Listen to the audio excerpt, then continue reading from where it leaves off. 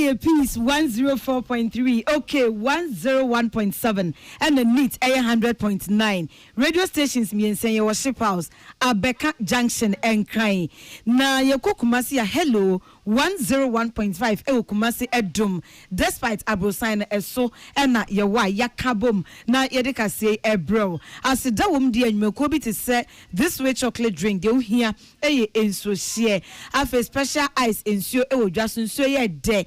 Any all special drinks nso a eboni chidom de ye kan for the ma emusua nyina. Eno anso ne de esom yahoho. Na eno etikoda best point savings and loans nie, best assurance enie. Sika hu dwa, sika hu hihye, dachi papa bi, eno ene ye ewo ho. Enmekwe ekra emu de den sam no eba de obetie no ebi nie.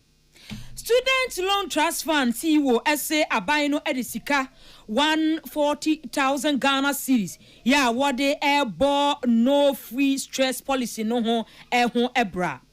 Lecturer Akan apia minka edi atudwa Akan apia minka University what I say. So wo share primaries ya MPP for any abrigidigidi na enipa no ready nkan na. And you nyina echense Honorable Kennedy Ejapon ono na edinkan na Dr. Mahmoud Bawumia atwaso. Na Kofi Annan International Peacekeeping Training Center so do wona tum say yenhwe na galamse kono yenye bibi emfa ho.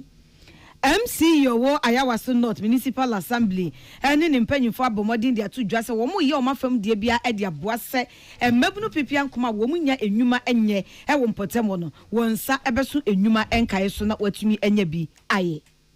Wey ene senkaya hodo a yesin konwa yede eba besomo akenkanfo ye me akosia etona mene Obahima efiachire yentie ensem no enhwemu lecture bia wodi ni juma e wa Kentena Minka University of Skill Center training Dr. Evans Dua.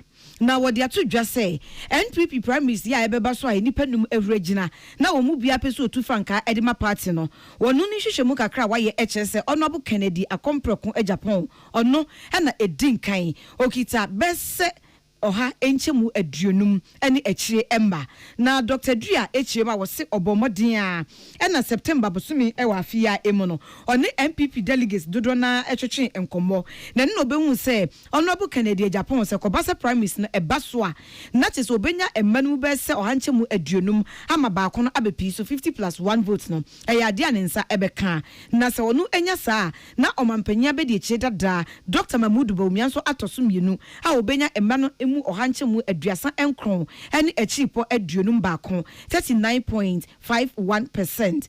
na Dr. Dua dinsem we nyina atudwa bro friends and trofo nhemu ene oba be kan sese wo sha delegates bese 26,000 ena ni hwehwemu no ede nani esi wo mso ekowi ase emu empim dunkon 19,000 ena de wo mu agimo ena empim nsia ahanu aduotwemienu aka eye 6,282 no omo de omanfo mo anji dwumedi a odi ye no emo na Dr. Dua ekansi sudie esi sudua sesesi a ne numbers ne figures a ukita HSE Honorable Kennedy Ejapon ana chese kobasa primaries ne ekoso ena obehwiri edinkan in September they said to yes the benefit na ya kweta kwan be fa so in September the year they say ya koyenim kakra if 20,000 and ya call 26,000 no kwa the back up nipa 26,000 you need na the from one in yawo some for na the campo mo the best 6,282 omo enyo mu na no is around 19,000 we here as at September which means in the best case scenario candidate back up and as at September which means 50+1 which is Honorable Kennedy Japan. Dr. Mahmoud Bawumia previously no only 39.09 or also we increasing every 39.09 about 39.51. Dr. Dua etwaso say August busumi mu no Honorable Kennedy Japan kosoa eko enkan woni hwehwemu emu a na chese onya ohanchemu aduanan ebaako na Dr. Mahmoud Bawumia enya ohanchemu aduasa enkron wo mo ka ho te se Dr. Brian Echampon oso onya ohanchemu edubaako Dr. Yawose Edutwum enya ohanchemu mienu na Kennedy Japan engineer ensunya 0.34% woni hwehwemu a ekoso August busumi no emu August the year, ya de paye, ne Honorable Kennedy of Japan. Anna na OLD at 41%. Anna Dr. Mahmoud Baumia at 39%. Anna Brian Champon at 11 years old, Chuma 2, Kwabna J. Japon at 0.34. And yes, be a friend of someone decided don't disclose, they reach out to some of them, and in a certain percentage of them. And at the same time, it's something because of the next best alternative. One trauma for candidates, we are mine out the trauma, and then also the best case scenario. Which August, not honorable candidate in Japan, they have 51%. I'm not sure so which every about one time. And Dr. Mahmoud Bawumia for the best for me at 31. Lecturer Awodini Juma Ewo Akan Minka University of Skills Training and Entrepreneurial Development Dr. Evans Dria Ono Ena Yetenen Kane George Osei Ena de Amanibui Ebai Abai no ama yenya nentie ese student loan trust fund no adusuafo a womo di womo ho ahye no free stress policy na cha se nuanom a womo airport tertiary institution no also July and October mu adusuafo no aye 142,440 first year student and abai no atwa womo school fees a womo ahye no free stress policy no ase na sansem we ebeto odwa ebra na CEO a oda student loan trust fund ano Dr. Sachida Shiraz Ekasano and was say when you know ya dear bino edi gwa kom se the baby wa amadisuafo no ho atimi atowo na was say ayo mapanyi John Dramani Mahama ni swadi hunu say wo be hye na nsam ne bosha wo hye Ghana for no obedi so or the sansem way to dwa ebra na free tertiary education program no yeda na di ama person living with disability and I was say abino edi hye egwa kwamu neba adusuafo a wono adi dam no a womo no ane se womo kompota no so a na ye edi ama womo. The president also emphasized that geographical location, gender, disability or socio-economic background would no longer determine who can sit in a university lecture hall. Distinguished guests, since that day, we have facilitated academic fee reimbursements from the government of President John Dramani Mahama to 142,440 first-year students enrolled in public tertiary institutions. As part of these, ladies and gentlemen, validated first-year students with disabilities have received reimbursements not just for their academic but for their full fees as promised. Students with disabilities are no longer required to submit applications to the Students' Loan Trust Fund. Instead, public tertiary institutions will provide a validated list of students with disabilities to the SLTF tertiary institutions, and their full fees will be disbursed directly to the institution. Na Student Loan Trust Fund CEO Dr. Sajida Shiraz ena yetenenka yenua Salamat Kuku Apento ena de amanye ebreye. Ayawaso North Municipal Assembly ewon Kremantami emo na MC Yaudano Owura Harold Awal Muhammad de work ne se assembly nani abre eboa ama emmebuno pipian koma wonya enwuma nye no wo mu nyina ensa asumbi so enti wo ye ntete ni tichu e de ama emayoa na wonya nsa ne dwuma bi a ebeboa wo mu na wonnam sa dwumadi a wo ba bedi a eye community based security services program so ene wo de ye ntete ama emmebuno no afimua ene wotuasu a wo de edi dwuma etisa Owura Awal Muhammad nsem wo nyina etudwa ebra ne ho kafo eye Farija Foundation Hajia Farida Jaja a oye Honorable Yusuf Jaja oye mrahye ewo Ayawaso North ebo modern eti foundation na etisei na ogina ne nan so eye adoye edima eye ekunafo mo mamobi ene ne mpotemu na ochiche emo edi sikapa 500 Ghana cedi ema okunani bia se de beya nensa ebetumi akọ nano enti dwumadi na se no ena MCD ensemati se etu edwa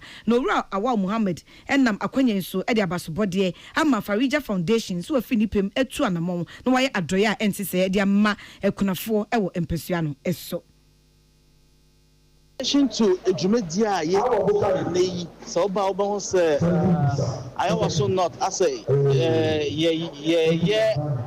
bibia unprecedented municipality Honorable Member of Parliament, Honorable Mrs. Jaja, the wife, what's the foundation? Be a Farija Foundation. Sir, or almost so Ombenya Bibika Kra, Eja supportive fee. This is the first of its kind.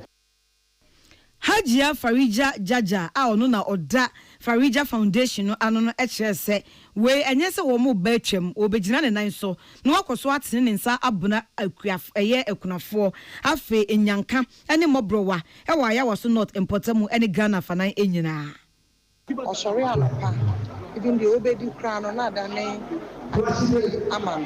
And sometimes Musana na so made so me say Mebwa kuna for any in Jankana more community anymore because Ube who be the dread require a new 200 cities. Until then, and I say, Mammy, sure, Mona, Yan Kasana, Indoneti, Adriana, Skakakra. But Mobasa Bahanya me adoma and Chebia, a semi summer be freezers, Eja omo de coffee na and yes, our shop and so the tuni fear cry or chishiri or pure water crowd betting me out on. And no cheer kunaphobia woman sakan and ye may be any aje or Modiasida Ama Farija Foundation.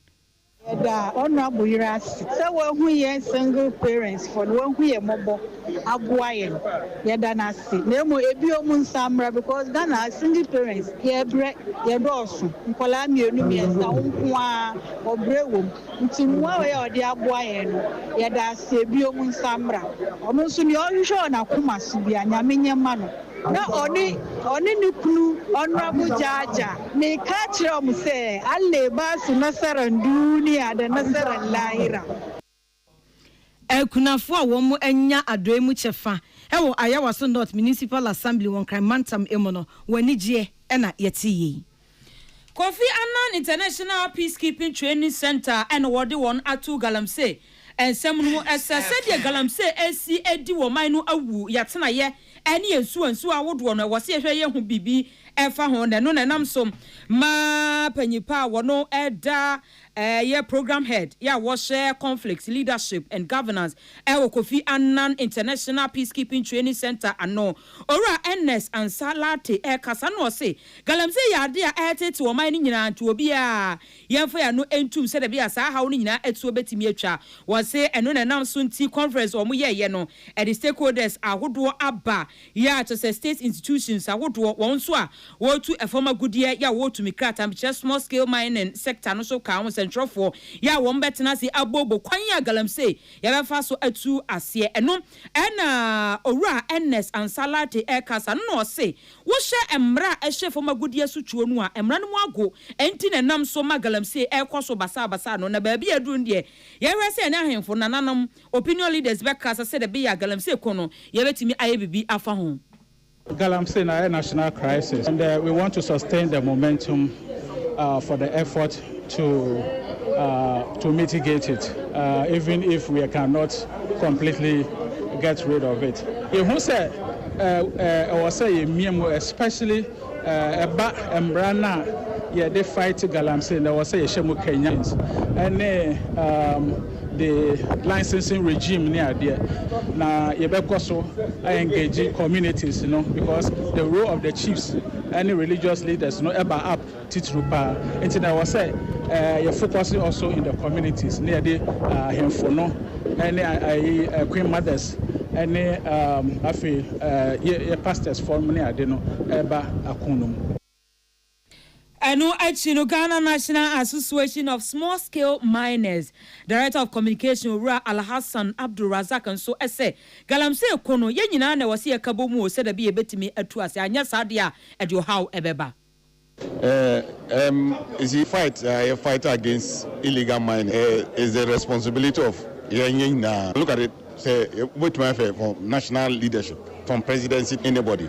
Then you come to the traditional rulers, and so almost we can all do it. And so the National House of Chiefs can mediate this to ensure that all chiefs are not. So we can do a name and shame, like Otunfo had normally been doing.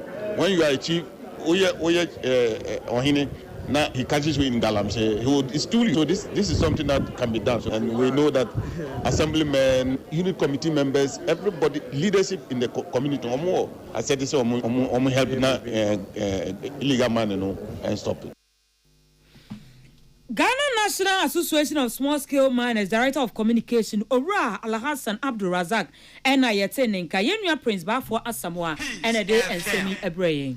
Environmental Protection Authority womo adedwumadie bi adi National Roster of Experts on Climate Negotiations eno eni dwumadi a womo adanadie na kwankyerefo panyina oda EP ano Professor Nana Makluche Brown na ekasa wo chim say sa dwumadi a womo adanadie nyina eche Ghana ya ho boa ye boa edi ehia COP30 impanyimfo nhyiamudi a ebeba so e Brazil na watoato adwen edi afa ewiemu bobre ne tibia climate change ensunsanso a enya e wo wiase afanan enyina ne tichiu e wo kua afiafarefo dwumadie eni mobro wafo eso no enu nti enu mpanyimfo atu anamo a etise ya wada dwumadie edie na Mami Kluche Brown echese sa na montu echese Ghana ya boa ye ho na yedi nhihye mapa egu akwan so edi ahwese ewiemu bobre ne tibia enfayen yese domum na enkofa nsunsanso bi a enye papa enfa emma yenso se oman enu nti eni etu anamo etise yi na wenso chese se wiase aman mpanyimfo eboa wo mo a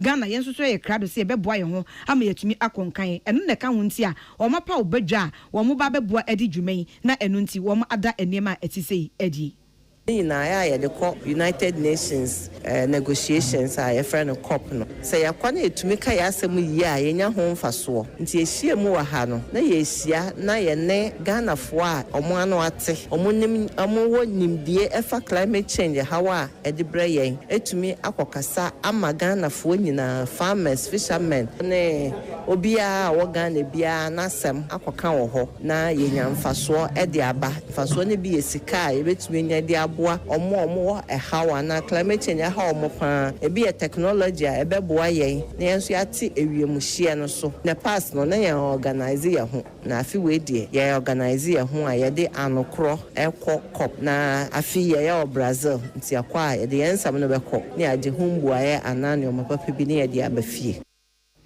Professor Brown say Environmental Protection Authority womani abenfu animdifo hihye dwumadie bi adwumadie no wo mo kɔ dwumadie emchiamudie na se wo COP30 Brazil wona wo de betu mpanyimfo anim sɛ Ghana yen dwumadie a yesesai enie ya nam wa yepesi yetu enie enhyehyɛ ya yedi egu akwan so sɛ ɔman enie nti munsom na munsom utu anamo bi a momfa nkɔ adwendwem sɛ ebetumi aboa wo se team no etu anamo atise a wo gidie mapa sɛ ebeboa ama bekwa kɔ wiase ampanyimfo a wo mu nim de ebeto ato adwen e wo wiase nyina nhyiamudie na se e wo COP30 Brazil no ebekwa kɔ wiase Ghana ye ne ana ye voice no ebetumi edubedwem ama dachen omu si gina ya yenso ye de no akomu bi. Beyond COP no ye internal ejumaya Ghana ha ye prepare your data information a say ye prepare your ko enya one day ejuma the whole year no in some way besi wo Ghana ha bia fa climate change ho no yetna se ye hwehwem ye ho analysis hwe say emudi a wo hen na ye climate change hawa edebra ye forest ho nsamsam ye twegu ana ye ntwengu ana ndua ye dua ni nyina no ye hwe ho asam ye hyehyɛ nti afi no bedu a ye besenhie mu bie no na ye wo ye nsam a ye de Chief Executive Officer, Environmental Protection Authority, Professor Nana Makluche Brown, ono ena yetini ning. Sika yim ene de amaniboi. Ebai.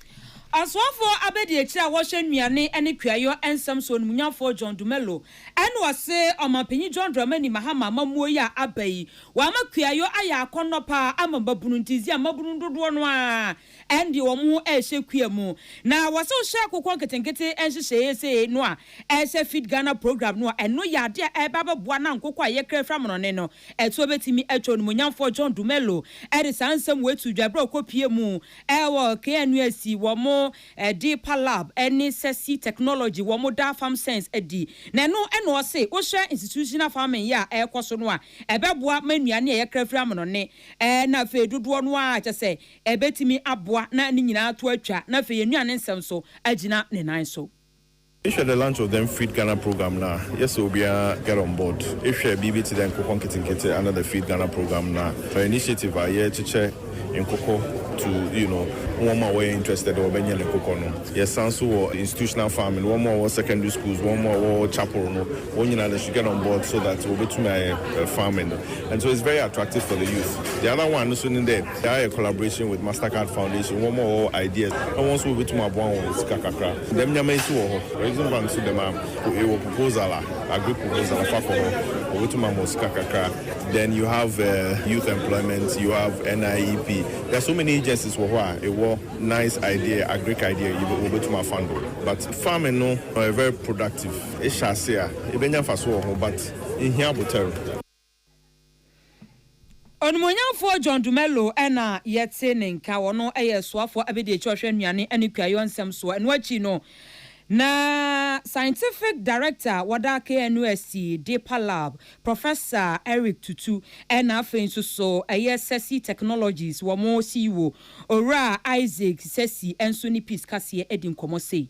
We have collaborated with smallholder farmers, with communities, with the government stakeholders, and then with innovators, and then we are solving local challenges. Yeah, if you be a friend of Farm Sense. Farm Sense, the soil sensor, they test the soil to see what the nutrients are, whether there is enough nitrogen, phosphorus, potassium. If you plant your crops, the crops will do well. Now, a lot of farmers don't know what is going on in their soil. And say, "I'm using fertilizer now, I'm using it anyhow." Into we understand now, if you're in May, into Farm Sense now, they check is nitrogen, phosphorus, potassium, soil no more. Not saying your productivity will increase, and then you don't spend so much on fertilizer.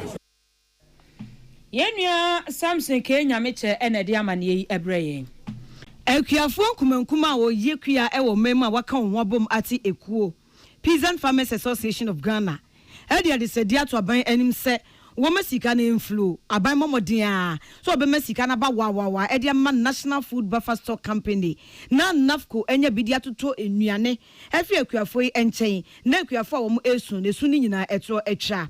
Na President Awada Ekoi ano Owura Awal wepa ado woni peace kase etwetwe nkomo na ochem se adeache adeasen kuafo na no dem de work ne se aban wonya ne tie se aban de 100 million Ghana cedis ama NAFCO se won fa ntonfudie enfi wo nchen enso niema ne nyina eguo NAFCO entonuani ema wo mo ama wo ho che wo pa eno na enam so nti ode ade sede etu edwase se sika no eno kresa abade a ene National Food Buffer Stock Company ema modin a so betonuani efi Ghana kuafo enchen ama wo nkom atumi adwo wo kakra. And what we are hearing is that buffer stock is not having enough money with them to be able to purchase the rice and other produce across the country. So we call on government to make money available to them, because if you look at even the 100 million Ghana cedis, that cannot be enough to purchase. If you look at the issues that we have across the country, that cannot be enough throughout the country. And then all what we want is that the produce should be purchased from the farmers, and we are not seeing much of that. And that is why we are calling on the buffer stock to up its game. And then the most important thing to us is that the farm produce should be purchased from the farmers, and we are not seeing much of that. So we are only calling that in as much as we are preparing to honor the farmers. At the same time, some of the challenges that we are facing, like marketing, should also be addressed squarely to keep us in production. Ora wepa ado edi ato aban anim bio se ohyebo ewo mia ensuo nweden edima ekuafo ne se onam irrigation for world policy dwumadie so ebema ekuafo bi a wo enya ensuo ewo mantam ahoro bi mu no wonsa asobi so na wode agugu wonfudie eso enti aban hwe